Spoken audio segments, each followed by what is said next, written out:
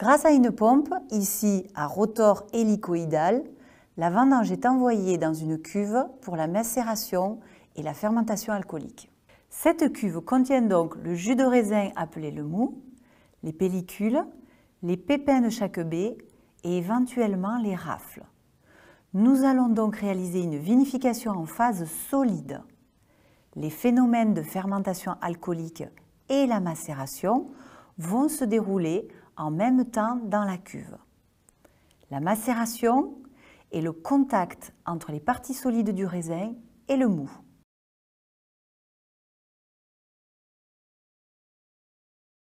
Suite à cette mise en cuve, la fermentation alcoolique commence dans les 2 à 3 jours et dure environ une dizaine de jours.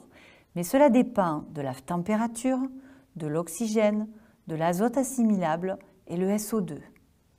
Cette fermentation alcoolique correspond à la transformation par les levures des sucres en alcool, accompagnée d'un fort dégagement de gaz carbonique. Le maître de chai contrôle donc le départ en fermentation alcoolique en laissant agir les levures naturelles ou en ajoutant des levures sélectionnées. Il la contrôle tous les jours en mesurant la température et la densité. Pour une conduite classique en rouge, la température est maintenue entre 25 et 35 degrés. Enfin, la fermentation alcoolique s'achève lorsque les sucres résiduels sont inférieurs à 2 grammes par litre. Suite au dégagement de CO2 pendant la fermentation alcoolique, le chapeau de marc se forme et monte à la surface du liquide. L'objectif est l'extraction des composés de la partie solide, la pellicule qui contient les anthocyanes, les tanins souples et les arômes. La couleur est extraite en début de fermentation alcoolique, tandis que les tanins sont extraits en fin de fermentation alcoolique.